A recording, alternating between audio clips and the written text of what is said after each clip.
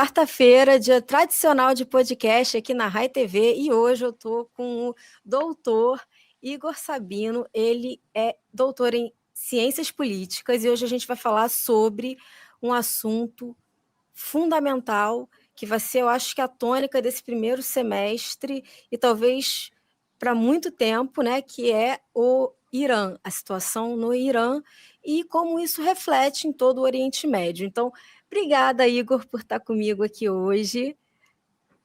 O prazer é todo meu estar aqui em nome da Standivans Brasil para falar um pouco sobre esse tema, né, que está aí nos jornais nos últimos dias, mas que gera tanta dúvida, tanto questionamento. E assim, vocês da Stand With Us são o time, o Dream Team, né, aqui no Brasil. Então, eu agradeço muito que você tenha tirado um tempinho para conversar aqui com o nosso público, comigo, porque a situação lá está diferente. A gente está vendo uma movimentação social muito forte contra um regime que vem aí de longa data. Você consegue me dar um panorama de como é que foi essa transição de regimes no Irã, para contextualizar? Sim, ótima pergunta. A gente teve, né, em um passado não tão distante, ótimas relações entre Israel e o Irã. Acho que é uma coisa que pouca gente sabe, mas houve um período em que o Irã ele era governado por uma dinastia que era próxima do Ocidente. É uma dinastia que chegou ao poder não por meios democráticos, né, também na época era, né, a gente está falando aí no período da Guerra Fria, algumas décadas atrás. Então, esse era, infelizmente, modus operandi da política internacional, de certa maneira. E esse era um governo que ele era secular, que ele era laico, como eu falei, ele era ligado aos ocidentes, havia um interesse muito grande das potências da época, principalmente da Inglaterra, devido à questão do petróleo, questões estratégicas, né? Ali o Irã, para quem não sabe, era chamado de Pérsia, o Irã, por mais que eles sejam muçulmanos, eles não são árabes, eles são persas, então tem uma outra história, uma outra tradição. Só que a gente vai ter em 1979 a Revolução Iraniana, né? Essa revolução, a Revolução Islâmica, que vai fazer com que o Irã ele se torne uma república teocrática islâmica que segue um ramo do xiismo do Islã. E durante essa revolução islâmica, né, a gente tem essa mudança no país. Ele passa a ser, como eu mencionei, uma teocracia e, embora tenha eleições presidenciais, quem passa a de fato ter o poder no país é o líder supremo, como se fosse a gente tivesse uma Suprema Corte religiosa, né, desses líderes que tem essa interpretação específica do Islã xiita, e isso quem vai dominar praticamente toda a sociedade. Então, desde a política externa, em que a gente vai ter, né, um antissemitismo se tornando estrutural, a ideia da destruição de Israel, destruição dos Estados Unidos, né? Os Estados Unidos seria o grande Satã, Israel o pequeno Satã, mas internamente também uma grande restrição das liberdades civis individuais. Então, por conta dessa aplicação dessa lei islâmica, nessa interpretação muito rigorosa, as mulheres elas vão ser proibidas de sair nas ruas com o cabelo descoberto, vão ser proibidas de exercer uma série de direitos básicos, como cantar em público. A gente vai ter até mesmo regras de controle mesmo da vida social, não poder a venda e o consumo de álcool. Então, acaba tendo uma repressão muito grande em nome desse fervor religioso e parte, né, uma marca dessa política externa iraniana, como mencionei, é a destruição de Israel.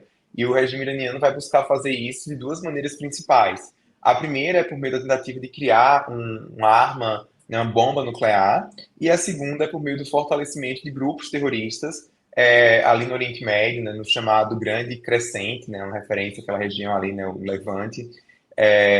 Então, grupos como o Hamas na faixa de Gaza, como o Hezbollah no Líbano, os Houthis no Iêmen, outros grupos também no Iraque, na Síria. E durante muitos anos a gente teve essa guerra nas sombras entre Israel e o Irã, uma guerra indireta por meio desses grupos terroristas, mas também Israel fazendo missões no próprio Irã para impedir que eles tivessem essa arma nuclear.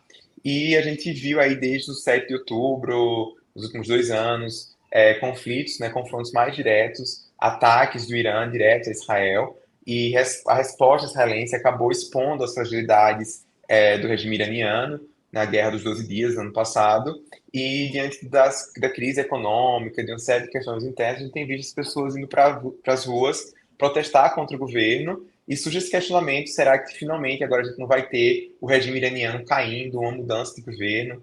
É um momento assim muito incerto, mas que vai ter consequências para todo o Oriente Médio, consequentemente para a geopolítica mundial.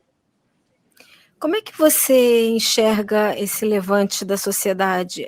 Quais foram os principais gatilhos para isso, né? Porque não é uma coisa que vem de agora, mas também existem cenários econômicos que agravaram essa situação. Como é que isso foi se desenhando de lá até aqui? Bom, a população iraniana, ela é muito diversa, ela é muito plural. Eu acho que isso é um ponto que a gente precisa ter muito claro, ter em mente, né, de que o povo iraniano não é o seu regime, muito pelo contrário. E essa insatisfação, ela já vem de um tempo, principalmente por conta desse uso, essa instrumentalização da religião.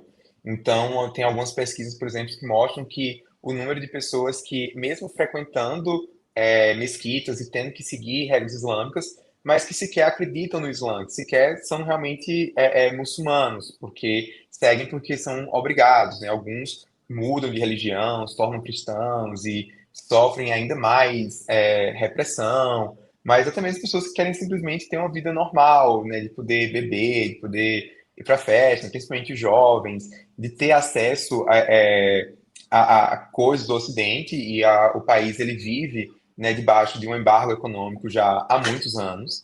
E soma-se a isso, a essa repressão, você tem uma combustão aí que poderia explodir a qualquer momento. A gente já teve em outros momentos levantes populares, assim, ondas de protestos em 2009, a gente teve mais recentemente em 2022 com a morte de uma jovem curda, a Mahsa Amini. Ela foi morta por espancamento pela polícia de moralidade, porque ela não estava se vestindo de maneira modesta, segundo as leis deles, e isso gerou um movimento que era o Mulher, Vida, Liberdade, mas que esses protestos foram reprimidos com muita brutalidade, com muita força. Então, por mais que houvesse já essa insatisfação por parte dos iranianos, da população com o regime, mas é muito difícil você se levantar contra um regime que tem todo um aparato de vigilância, de segurança, que detém o monopólio do uso da força, não hesita em usar esse uso da força contra a sua própria população. O que a gente tem visto, né, desde 2025, né, desde dezembro, no fim do ano passado, é que essa insatisfação ela foi ganhando um coro maior devido a essa percepção também de que o regime ele está enfraquecido, né, por conta dos ataques que foram realizados não só por Israel, mas também pelos Estados Unidos contra o aparato nuclear iraniano, embora isso tenha algo que fez com que alguns iranianos se tornassem mais patriotas, mas depois isso foi uma coisa que passou logo. E essas dificuldades econômicas são muito grandes, então tem essa percepção de que o governo iraniano, ao invés de investir em infraestrutura, investir na economia, usa os recursos do país para financiar grupos terroristas, para financiar guerras no Iêmen, na própria faixa de Gaza, em Israel, e inclusive, né, alguns manifestantes foram para as ruas dizendo não queremos dar a nossa vida por Gaza nem pelo Líbano, queremos dar a nossa vida pelo Irã. Então, além desse uso de recursos públicos para o financiamento do terrorismo, de conflitos, o país, a economia também sofre por conta dos embargos econômicos que acabam sendo uma consequência desse financiamento do terror. Então, o que a gente vê é que o país hoje praticamente não tem mais uma elite, né, econômica, uma classe média que antes tentava negociar com o governo, e isso é o que faz com que muitas pessoas creiam que finalmente esse governo possa cair. Mas não dá também para a gente ignorar a brutalidade desse regime. Então, estima-se que, né, enquanto a gente está gravando aqui, que entre 2.000, cerca de 2.000 pessoas tenham sido mortas. Uma TV dissidente, né, de oposição, fala que esse número é muito maior, que seriam 12.000. A gente não tem como saber praticamente nada do que está acontecendo no Irã, porque foram cortadas a internet, principalmente depois que o Donald Trump ele incentivou os iranianos a protestarem, a ir às ruas. Então, o governo cortou todas as fontes de contato do país. mas a gente tem relatos aí de que pelo menos 400 pessoas deram entradas em hospitais com ferimentos no rosto, nos olhos, e isso mostra mesmo, né, a brutalidade desse governo que está reprimindo esses protestos que já se espalham pelas 31 províncias do país com força bruta mesmo, vindo fogo contra a própria população civil. E como é que você enxerga a posição de outros países, Estados Unidos mesmo? Você acha que em algum momento, com esse isolamento que eles estão sofrendo, porque você não tem internet, você não tem o acesso, você não tem como, enfim, transmitir de forma livre, né, o que está acontecendo, você acha que em algum momento existe a possibilidade de uma terceira força entrar para dar um suporte para os manifestantes, para dar um empurrão a mais, para proteger também, né, a população, porque a população está à mercê. Sim, os cenários que a gente tem agora são muito complexos. Então, como eu falei, a gente viu Donald Trump incentivando a população a ir para as ruas, a tomar as instituições, e existe aí esse temor de que ele esteja pensando em fazer ataques contra alvos específicos do governo. A gente teve ontem mesmo o fechamento do espaço aéreo do Irã, a gente teve funcionários da base militar dos Estados Unidos no Catar se retirando, algumas precauções também em Israel, porque caso haja um bombardeio, né, um ataque americano, a retaliação vai ser contra alvos americanos, então seria contra Israel e também contra a base militar no Catar. A gente teve vários governos ocidentais emitindo alertas de restringindo, né, recomendando não viajar para, esses nacionais não viajem para Israel, para aquela região. Vários voos também da Lufthansa, que é uma companhia aérea alemã, foram cancelados. Então, existe esse temor de que os Estados Unidos possa intervir, mas, ao mesmo tempo, tem outros fatores que fazem com que a gente não tenha uma intervenção direta dos Estados Unidos. Né? Um deles seria um fraco apoio interno dos apoiadores de Trump para novas intervenções. Né? Tem esse sentimento de que os Estados Unidos têm feito muitas intervenções externas, né? A gente teve recentemente a prisão do Nicolás Maduro na Venezuela, mas ano passado teve o próprio bombardeio americano contra alvos do Irã, que era uma coisa que muitos dos apoiadores de Trump não eram favoráveis, até mudaram de opinião depois quando viram a rapidez em que os ataques ocorreram. Mas, além disso, tem também uma preocupação dos aliados regionais dos Estados Unidos. Então, tanto o Catar quanto a Arábia Saudita, que são países próximos de Washington, que tem uma certa rivalidade, principalmente a Arábia Saudita, com o Irã, mas eles estão deixando claro que não vão permitir que o espaço aéreo deles seja usado contra o Irã, até por medo de represália. Por outro lado, em Israel, existe uma preocupação de que, não só de uma retaliação do regime iraniano contra Israel, mas também que isso acabe beneficiando o governo, de certa maneira, para o governo usar tentar fomentar uma espécie de patriotismo no povo iraniano e enfraquecer os protestos. Então, a recomendação de alguns aliados de Washington na região é de que se os Estados Unidos for fazer um ataque, que seja um momento em que o regime esteja mais enfraquecido, para que esse ataque ele tenha mais chance de ser bem sucedido, no sentido de realmente fazer com que o governo caia. Mas, assim, é um cenário muito instável, mesmo se esse governo cair, quem é que vai assumir, como é que vai ser Era o isso que futuro eu do ia Irã. perguntar, existe alguma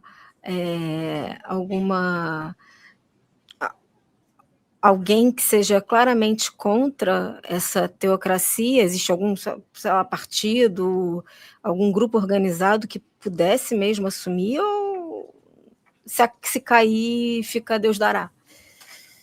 Então, esse que é o grande questionamento, porque quando a gente vê dentro do Irã é difícil haver qualquer tipo de organização política mais concreta, né, mesmo que seja de oposição, por mais que seja um país com um regime presidencialista, mas ter eleições não significa que um país é democrático, obviamente, então isso não é Uhum. suficiente. É, mas um nome que tem circulado muito aí do príncipe, né, da dinastia dos Pahlevis, que estavam antes da Revolução. Ele, inclusive, é muito próximo de Israel, ele vive no exterior, e ele tem feito uma série de conclamações para que a população vá às ruas, e ele afirma que ele vai voltar para o Irã para governar o país quando o regime cair. E que alguns observadores apontam é que ele tem ganhado força dentro do Irã, e esse corte aí da internet e das comunicações foi justamente depois tanto do anúncio do Trump quanto de pedidos dele encorajando a população a ir para as ruas. Então a gente tem esse nome aí, que é um nome totalmente aliado ao Ocidente, que deseja transformar o Irã em uma democracia liberal. E eu acredito que, caso a gente tenha a queda do regime, as chances de haver uma transição pacífica, de uma formação de um novo governo no Irã, são maiores do que em outros países do Oriente Médio. Acho que algumas pessoas às vezes tentam comparar com a queda de Saddam Hussein no Iraque ou com a mudança de governo que houve no Afeganistão, que fracassou e hoje ele tem o Talibã no poder. Mas eu acho que são casos que são incomparáveis, primeiro porque a gente está falando, nesses dois casos, de intervenções externas, né, de mudança de regime. Não é o caso que a gente está vendo no Irã. O que a gente está vendo é um movimento orgânico, é um movimento popular, dos próprios iranianos indo às ruas. E, além disso, existe já uma certa elite cultural iraniana, mais secularizada, que busca realmente ver em uma democracia liberal, por mais que o país não tenha experimentado um governo realmente democrático, né, na sua história, mas existe as sementes para isso, existe já o entendimento, esse anseio por instituições políticas que funcionem dessa maneira na prática. E falando em prática, na prática, quais são os passos que você enxerga que faltam para esse governo cair?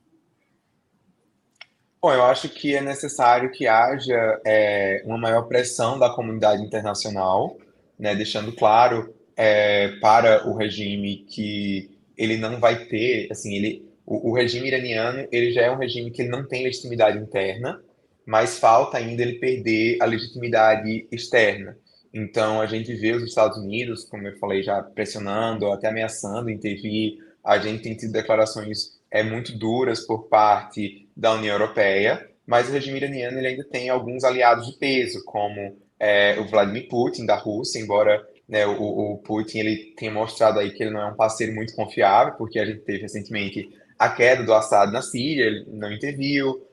A gente teve a captura do Maduro na Venezuela, ele também não interviu, até porque ele está ocupado lá com a guerra, né, com a invasão da Ucrânia, tentando conquistar o território da ucraniano, então ele não vai provavelmente sair em favor de ninguém, mas ainda assim é um peso muito grande. A gente está falando de uma grande potência em termos militares. A gente tem também a China, que é aliada, né, que não quer, assim, uma instabilidade na região. Então, existe ainda essa legitimidade internacional que é concedida ao Irã, por exemplo, nos fóruns multilaterais, né? O Irã ele é um membro dos BRICS, então a gente percebe até mesmo a hesitação da política externa brasileira, a nota que o Itamaraty lançou, que lamenta as mortes, mas não condena o regime iraniano, fala que apoia o povo iraniano, mas pronto, assim, é uma nota que é claramente favorável a esse governo atual, esse regime, por várias razões, desde questões econômicas, comerciais que o Brasil tem com o Irã, mas eu ouso dizer também questões ideológicas do atual governo, a visão, né, dos tomadores de decisões de política externa brasileira em relação ao Irã, ao regime iraniano. Mas não só isso, a gente para ver, por exemplo, na ONU, a gente tem aí esses relatos, como eu falei no início, que são entre 2 a 12 mil pessoas que foram mortas nas últimas semanas. A gente não sabe o número certo, mas de todo modo é um número muito alto, é uma coisa que é inadmissível um governo estar abrindo força contra os seus cidadãos dessa maneira. E a gente não teve uma reunião de emergência, por exemplo, do Conselho de Direitos Humanos da ONU. Isso porque quem ocupa um dos cargos principais do Conselho de Direitos Humanos da ONU é o próprio regime iraniano, numa eleição que aconteceu há 8 meses atrás, por mais que houve uma série de protestos de grupos de direitos humanos, isso porque o Conselho de Direitos Humanos é justamente da ONU, era quem estava fazendo relatórios apontando as crescentes violações cometidas pelo regime iraniano. Então, ainda existe essa certa legitimidade que o regime iraniano ele tem na política internacional, nas relações internacionais, e eu acredito que só quando isso realmente cair, quando a gente tiver assim uma pressão em escala global contra o regime iraniano, é que ele vai realmente ficar impossibilitado de manter essa repressão e talvez a gente veja o regime cair. Ao mesmo tempo, é muito imprevisível, assim, é difícil fazer qualquer prognóstico sobre o futuro do Oriente Médio, né? Assim, uma coisa que eu aprendi acompanhando o Oriente Médio é que de tédio a gente nunca morre. Sempre tem coisas que vão acontecendo. Eu ia te falar, eu ia te perguntar exatamente também sobre a questão da ONU e também dos movimentos sociais, porque nada se fala sobre o Irã, nada ouço sobre o Irã, não está reverberando, o que é muito curioso, porque quando houve, o conflito com Israel, não se falava em outra coisa. Não é curioso que não estejam preocupados nesse momento com o povo iraniano que está sem contato com o mundo, está isolado, está sendo massacrado. Isso não é um problema para a ONU, para os movimentos sociais? Como é que você vê isso desse seu lado? Bom, eu acredito que o que está acontecendo no Irã expõe bem algo que a gente aqui da Stand With Us e quem pesquisa o conflito israelo-palestino, a partir de uma perspectiva, né, sionista, observa e denuncia já há muito tempo, que é um padrão duplo que existe contra Israel, é, tanto nas organizações internacionais, na política internacional, como nesses movimentos sociais.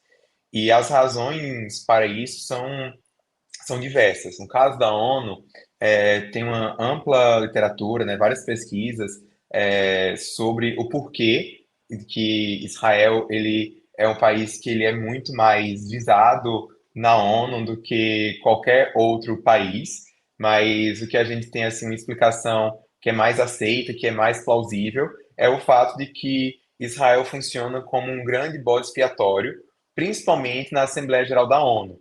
Então, assim, para quem está nos escutando e não sabe, a ONU ela tem vários órgãos, né? Não existe assim, só quando a gente fala da ONU, mas a ONU ela é muito vasta. Então, os órgãos principais da ONU são o Conselho de Segurança e a Assembleia Geral da ONU. Conselho de Segurança, a gente tem 5 membros que têm poder de veto, tem outros membros que são rotatórios, então é mais difícil a gente conseguir aprovar alguma coisa lá, por conta. Você tem os Estados Unidos com poder de veto, você também tem a China, você tem a Rússia.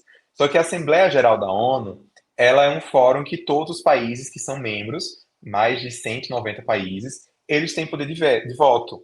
E essas recomendações, elas acabam tendo um peso jurídico distinto, mas no direito internacional é muito complicada essa questão, né, a legitimidade do peso. Muitas vezes o direito internacional ele não é aplicado, né? O direito internacional sempre fica a serviço aí dos países, do interesse dos países na prática, mas o que acontece é que na Assembleia Geral da ONU, qualquer país pode propor qualquer resolução, eles podem decidir falar sobre qualquer assunto.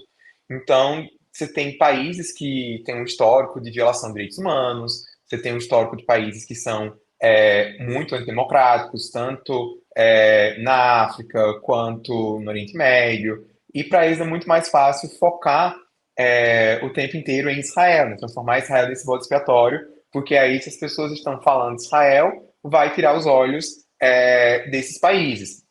E aí tem o fato desse apoio, né, que é onde entra a questão dos movimentos sociais, que é a ideia, na leitura que eles fazem do mundo, por meio da ideia decolonial, de que, na visão deles, né, Israel seria um agente do imperialismo ocidental, né, eles negam a conexão histórica do povo judeu com a terra, ignoram o fato de que os judeus são um povo nativo daquela região, que o sionismo é um movimento decolonial, porque o sionismo foi uma revolta contra o mandato britânico, né, de certa maneira, e eles enxergam o Irã como sendo um aliado na luta contra o imperialismo, contra o capitalismo, contra o Ocidente, justamente porque o Irã é hoje o principal financiador de grupos terroristas, né, que eles chamam de movimentos de resistência contra Israel. Então, eles enxergam, esses movimentos sociais enxergam em Israel a representação de tudo aquilo que eles se opõem,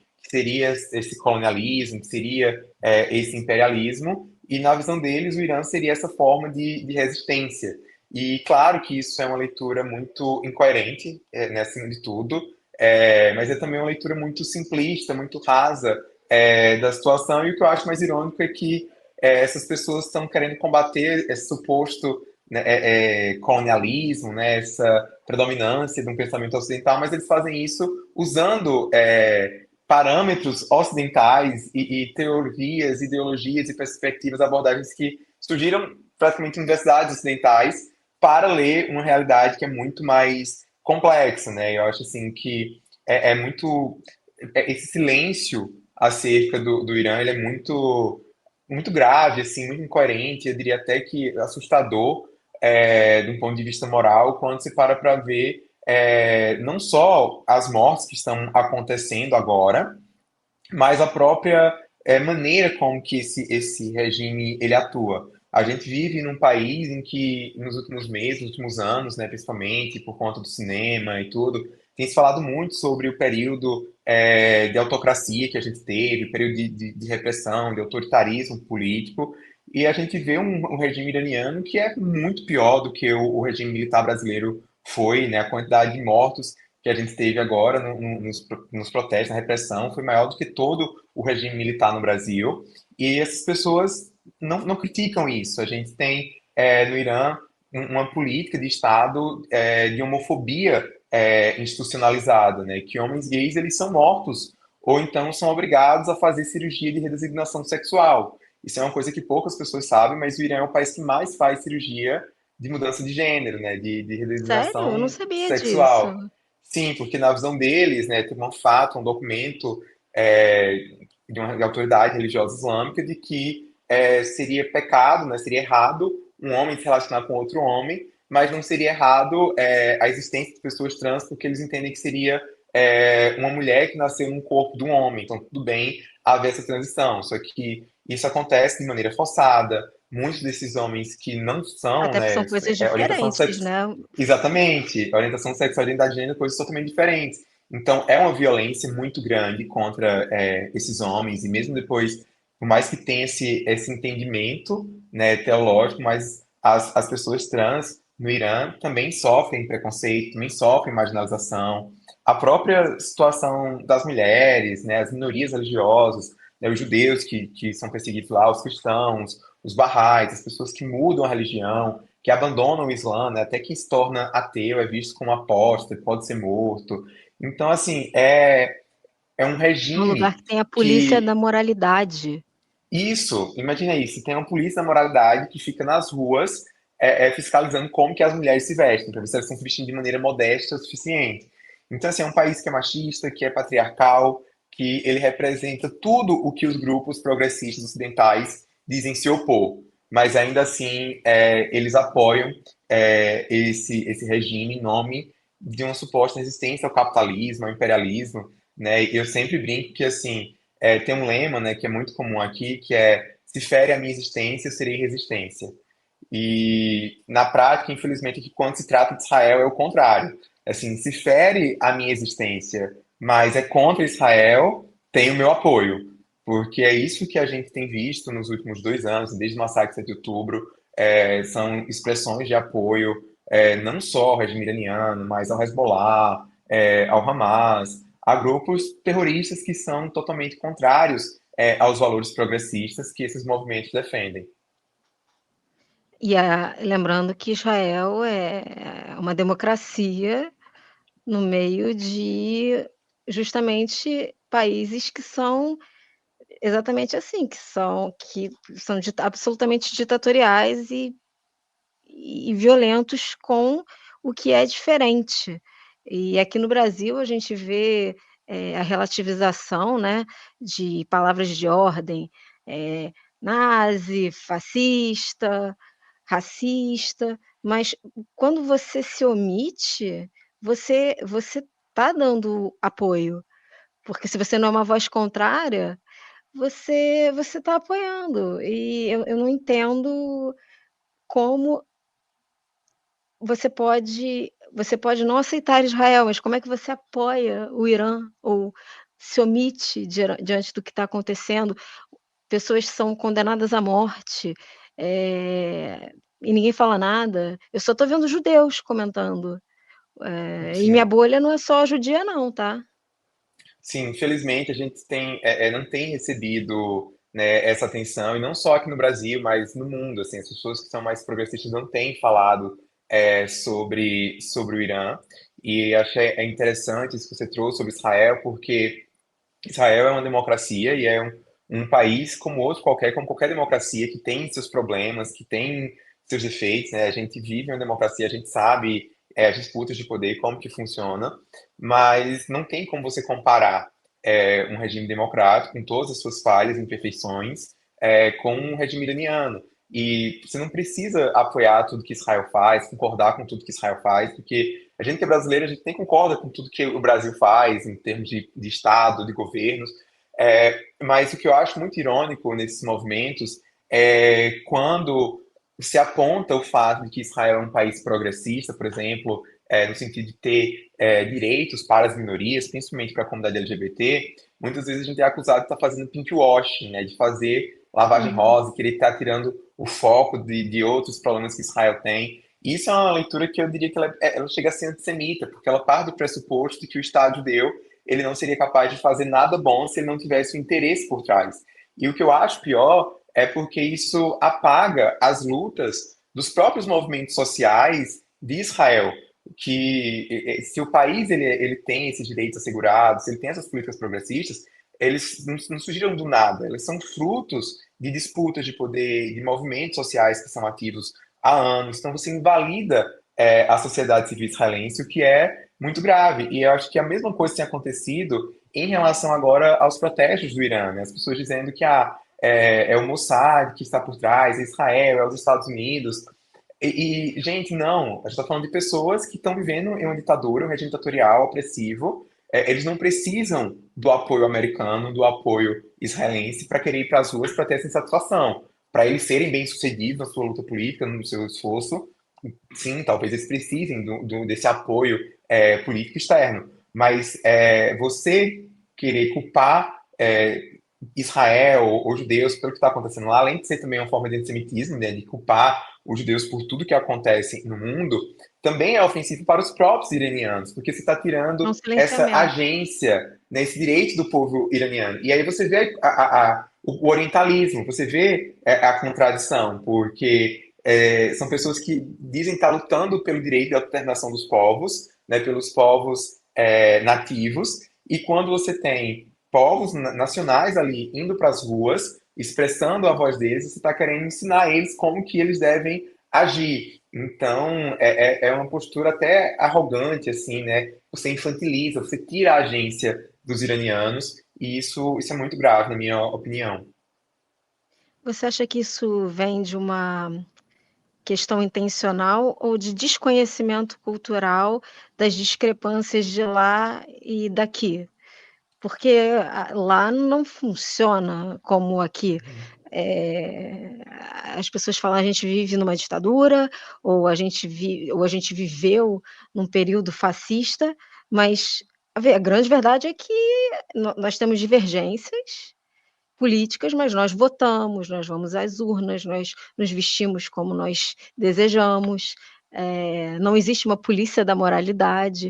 Eu acho que o Ocidente não chega perto de compreender a magnitude do que é a opressão lá.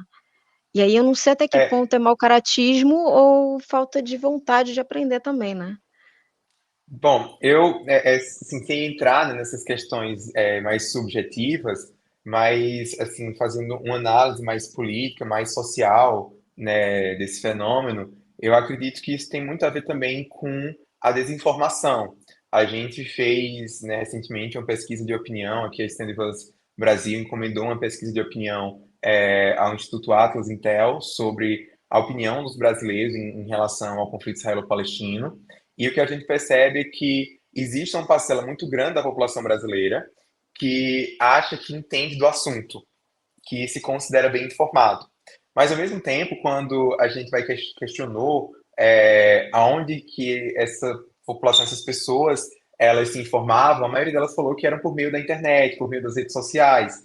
E a gente vive hoje em um momento em que de grande polarização política, não só no Brasil, mas no mundo, né, o fenômeno das chamadas bolhas de eco, em que você só segue praticamente pessoas que concordam com você, que pensam como você. Então é muito fácil você ficar preso só naquele formato, pessoas que pensam como você e ter acesso somente àquele tipo de informação. As pessoas não têm mais esse contato com visões que são diferentes, com visões que são opostas. E além desse fenômeno sociológico que a gente observa aqui no Brasil, no contexto atual, tem o fato de que o próprio regime iraniano ele também age para impedir esse acesso de informações, tanto de quem está dentro do Irã como para quem está fora. Então, agora mesmo, nesse momento, a gente não tem fontes de informação sobre o que se passa no país.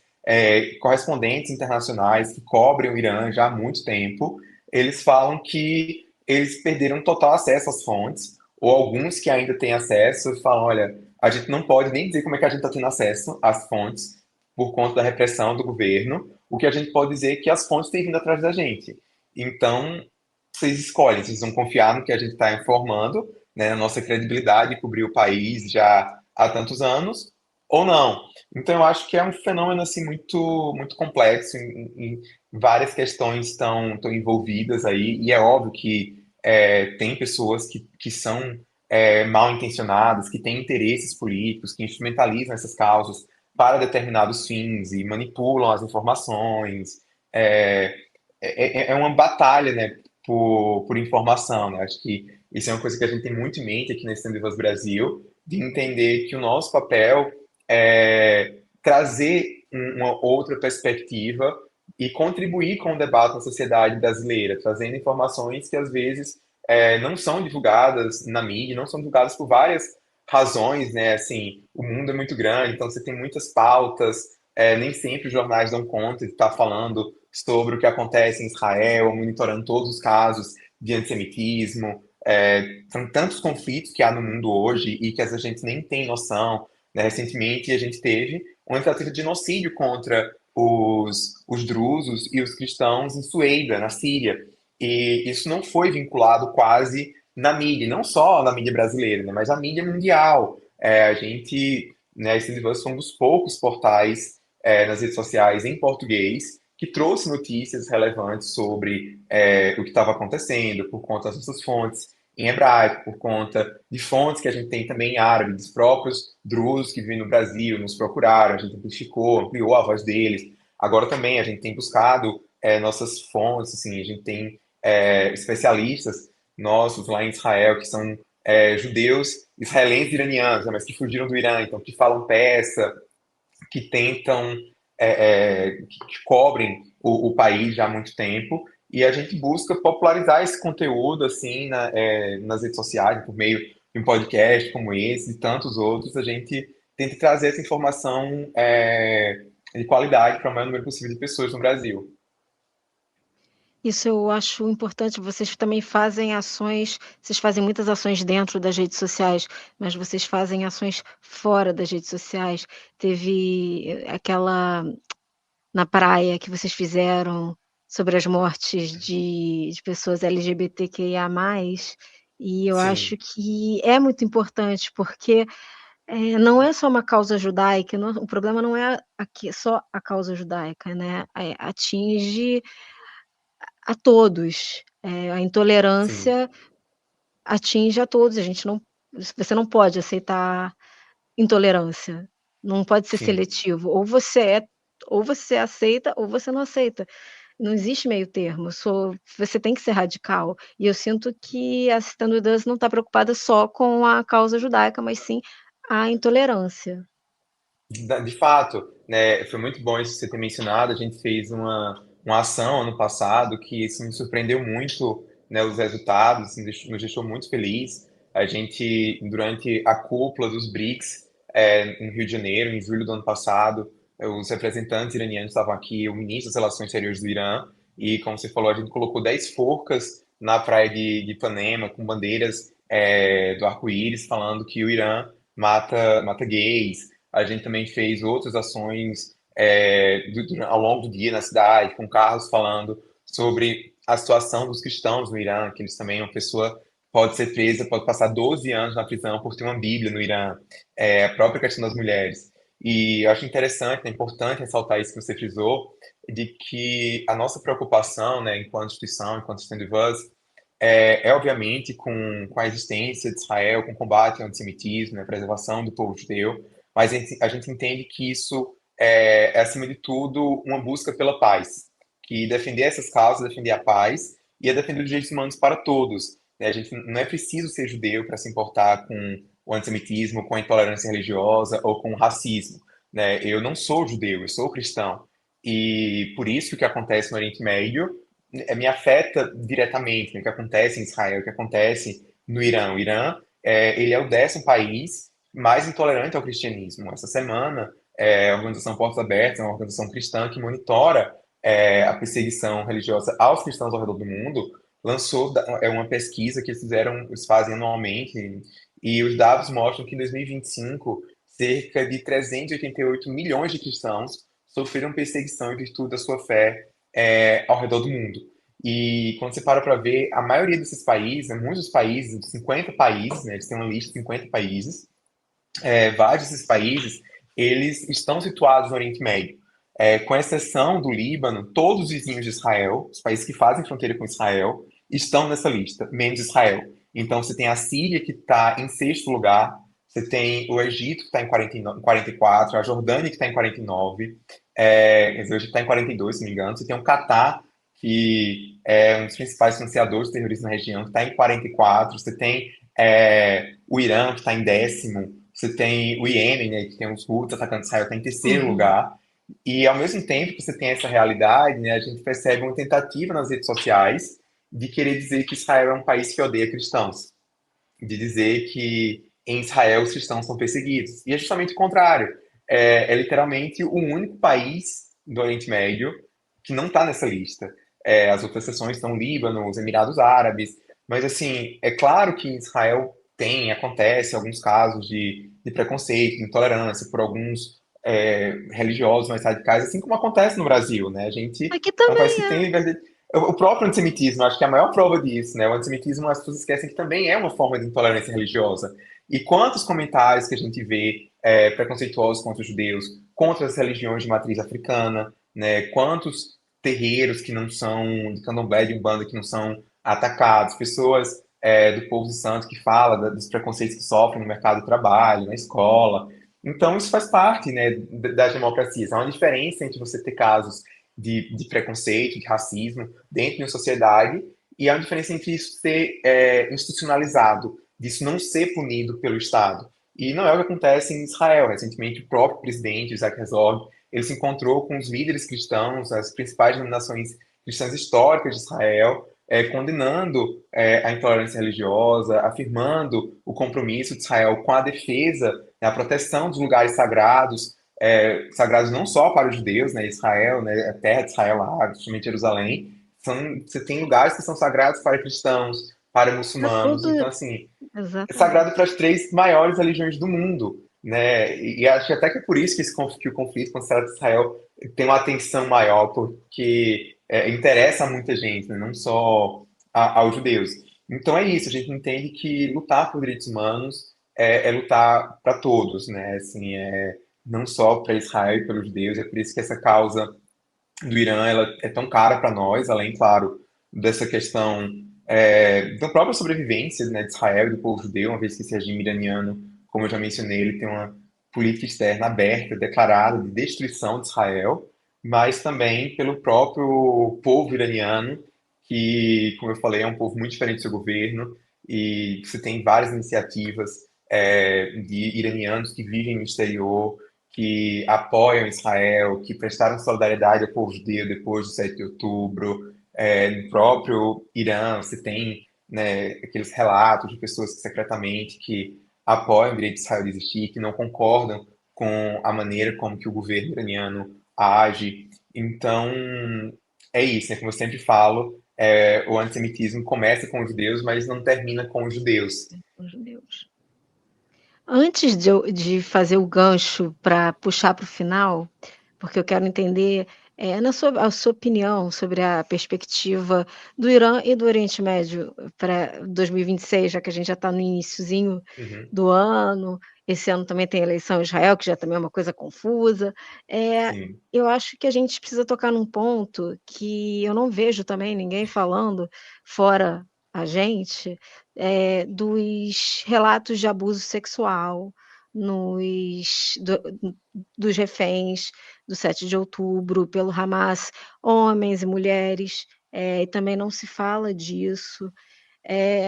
Como, vocês como o mundo está lidando com isso e como Israel está lidando com esse trauma? Porque usar corpos, como arma de guerra é terrível, não tem nome para isso, e é revoltante. E eu tenho medo de que isso esteja acontecendo no Irã também, não me surpreende, não me surpreenderia no caso, né. Então eu queria saber como é que você se você viu se houve alguma movimentação mesmo, ou se ficou calado o mundo mesmo. Bom, eu acho que o que a gente observa, assim, quando se trata de violência sexual, né, de crimes sexuais em guerra, é sempre um grande tabu. É muito difícil de registrar, é muito difícil de denunciar, até por conta da relutância das vítimas em falar sobre isso. Mas como você mencionou, nos últimos meses a gente tem visto várias vítimas do Hamas, do 7 de outubro, tanto homens quanto mulheres, né, tanto mulheres quanto homens, relatando que foram abusados de várias maneiras no cativeiro. E a resposta do mundo tem sido o silêncio, ou o que eu acho pior, a negação. Então, a gente tem sido muito assustador ver que quando a gente teve o Holocausto, levou pelo menos 30 anos, né, 3 décadas, para que tivesse o surgimento do negacionismo do Holocausto, que é um grande problema que a gente enfrenta hoje no mundo. Mas o negacionismo do 7 de outubro, ele levou meses, ele levou semanas. E o que é pior é que as evidências estão aí disponíveis para todo mundo ver. Não só dos relatos das testemunhas, o que em si já é um grande peso, mas as imagens que o próprio Hamas gravou durante o 7 de outubro, né, os próprios terroristas filmaram fazendo aquilo, eles deram declarações de que estavam cometendo aquelas atrocidades, mas ao mesmo tempo eu acho que isso entra naquilo que eu estava falando antes, sobre essa visão ideológica. Então existe uma desumanização tão grande do israelense que o israelense ele não pode ser visto como a vítima. Então, tudo aquilo que um israelense, para não dizer um judeu, fala não é levado em consideração. E a gente tem pesquisas científicas que mostram que existe uma coisa chamada de antissemitismo epistêmico, de que se um judeu ele fala uma coisa e um não-judeu fala, o não-judeu ele tem muito mais chance de ser ouvido do que o judeu, embora eles tenham falado a mesma coisa.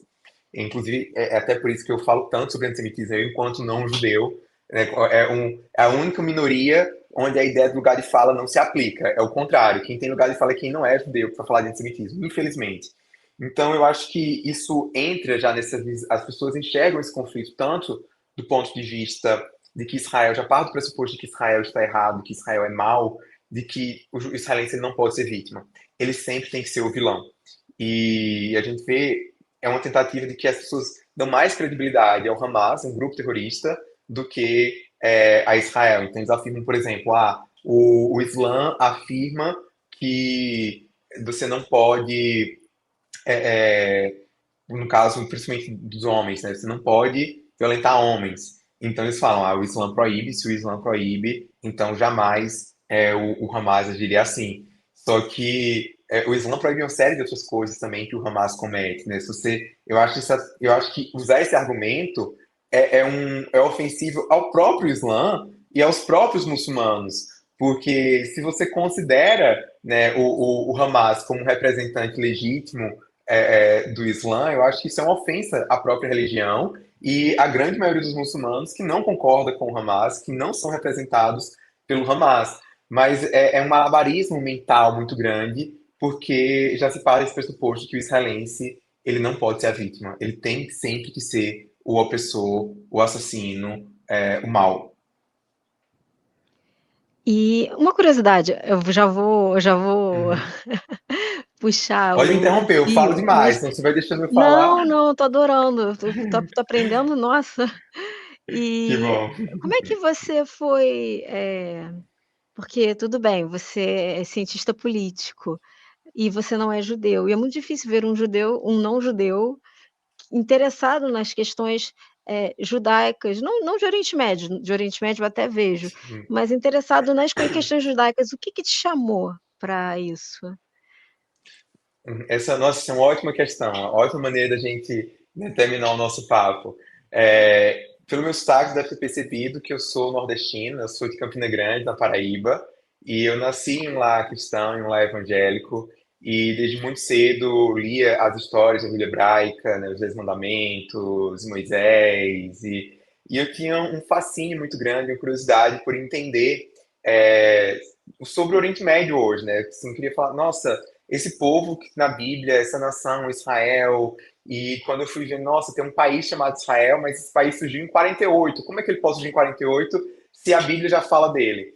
E foi quando eu tive uma curiosidade, assim, para estudar, a princípio, relações internacionais, por uma preocupação com os cristãos do Oriente Médio, né, que sofrem perseguição religiosa, enfim. Mas eu sempre falo que quando eu cheguei na faculdade de Relações Internacionais, tinha um elefante na sala, que era Israel. E eu não tinha como ignorar mais de entender o conflito israelo-palestino. E a partir das minhas leituras sobre o conflito, eu passei a ter uma postura um pouco mais pró-Israel, né, mais sionista, e comecei a sofrer retaliações, perseguição, de certa maneira, no ambiente acadêmico. E muitas pessoas falavam que eu só apoiava Israel porque eu era cristão. Isso foi um choque para mim, porque eu frequentava uma igreja que não era uma igreja assim que tem. Hoje a gente vê muitos evangélicos no Brasil, né? 58% dos evangélicos brasileiros são pró-Israel, mas a igreja que eu cresci não era assim, pelo contrário, tinha alguns ensinos que eu considero até que são bem antijudaicos, da teologia da substituição, né? A ideia que os judeus, que os cristãos substituem os judeus e tudo. E quando eu fui estudar sobre a história do cristianismo, né, as relações entre judeus e cristãos, eu vi que infelizmente tinha um passado muito triste do lado cristão, né? Séculos de perseguição aos judeus, da Inquisição, no próprio Holocausto, né? A ideia do Jesus ariano, de judeus, né? O libelo antissemita de séculos, de que os judeus mataram Jesus, são a sinagoga de Satanás. Assim, semana passada mesmo, a gente teve um ataque em uma sinagoga nos Estados Unidos, em Mississippi, e o cara falou isso, os judeus, eles são a sinagoga de Satanás. E quando eu vi assim a minha fé sendo instrumentalizada dessa maneira contra o próprio povo da Bíblia, né, assim, o povo daquelas histórias que eu lia que eu era criança e que eu amava, assim, eu senti como sendo eu não tinha como não me envolver com essa causa. Para mim, assim, foi muito natural. Para mim, foi uma extensão da minha fé cristã. Se eu creio em Jesus, se eu creio enquanto um cristão que, né, que ele é o Messias, ele é o Messias de quê? O Messias de Israel. Então, ele é judeu. Então, como é que eu posso perseguir o povo judeu, dizendo que eles rejeitaram Jesus, eles mataram Jesus, sendo que o próprio Jesus ele era judeu, a base do cristianismo toda veio do judaísmo. Então, não faz sentido, logicamente, e também assim uma questão muito pessoal de entender que aquilo que é mais importante para mim, que é a minha fé, a minha identidade cristã, não pode ser usada contra o povo que me deu a minha fé, que me deu a Bíblia.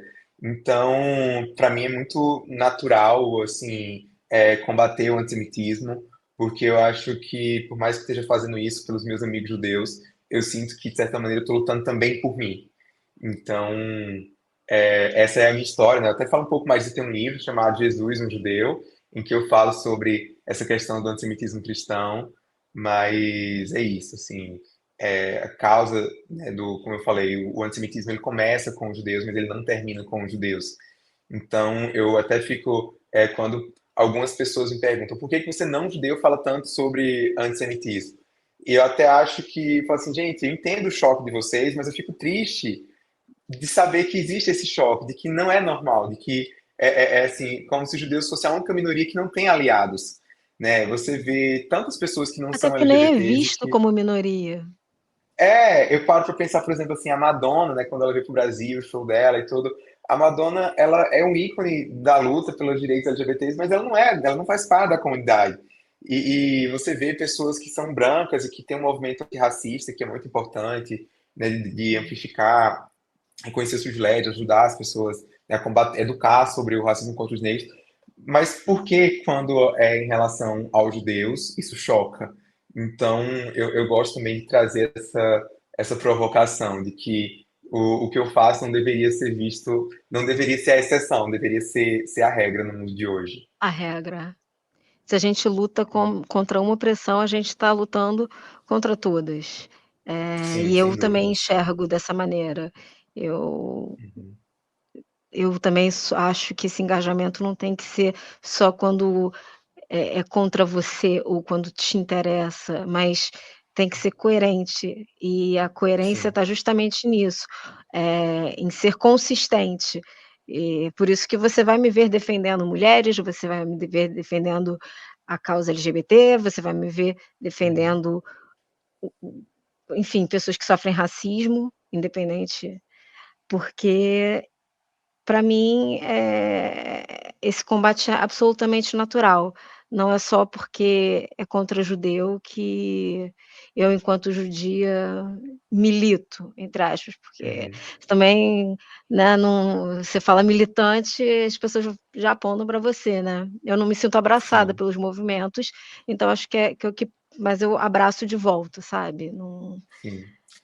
Eu entendo bem esse lugar de solidão, mas acho que é isso eu acho que isso torna ainda mais necessário o nosso esforço, de que a gente está lutando pelo aquilo que a gente acredita, ainda que nenhum dos lados aí dos movimentos vão nos aceitar, mas é isso, o que importa é a gente fazer o que a nossa consciência nos manda. Eu quero te agradecer muito por você ter participado, e eu só quero encerrar te perguntando a sua opinião, enquanto cientista político, o que que você acha na sua enfim, a sua visão, que vai acontecer? Vai ser agora ou o governo iraniano ainda não vai ser dessa vez que o povo vai se libertar? Bom, primeiro, né, já agradecer pelo convite, para mim foi maravilhoso, bater esse papo com você. Bom, eu confesso que eu não sei muito o que esperar, né, até porque eu não tenho muitas informações sobre o que está acontecendo no Irã, então eu acho que é muito mais um palpite, baseado também na expertise e na opinião de outras pessoas que estudam a região, que acompanham há muitos anos, e o que eu percebo é que dessa vez existe realmente a possibilidade que esse governo caia. Mas se isso acontecer, vai ser de uma maneira muito sangrenta, em que muitos civis vão morrer, vai ser assim um processo muito triste, muito doloroso de assistir, principalmente de longe, assim, o sentimento de impotência, né? Se a gente conseguir assistir, né, porque, por enquanto, a gente só Sim, ouve falar. Mas sim, precisamos continuar falando sobre e sem fazer dúvidas, pressão, porque eles precisam ser vistos para serem protegidos. E eu sem acho dúvidas. que a gente precisa mesmo, se a opinião pública não se manifesta, que as poucas pessoas não parem de falar sobre isso. Sem dúvidas. É o que o mínimo que a gente pode fazer, o pouco que a gente pode fazer é isso, é continuar falando, compartilhando, dando voz para essas pessoas que não têm. E então eu vou reforçar para o pessoal seguir, a gente vai botar aqui na descrição, os canais da Stand With Us, o seu Instagram, o seu conteúdo é maravilhoso, eu adoro o seu conteúdo, porque você também fala muito de Ah, cultura, obrigado. que é uma coisa que eu curto pra caramba, Sim. minha paixão, né. Uhum. E vamos torcendo e vamos nos falando, de repente, com uma próxima Sim. vez, com boas notícias e notícias Amém. que sejam, ai, sabe, claras e reais e que venham da boca do povo iraniano e que eles tenham a liberdade deles. Então, Uhum. muito obrigada e vamos torcer para momentos melhores. Vamos sim. Então, encerro aqui mais um Highcast. Semana que vem nós nos vemos novamente. Até a próxima.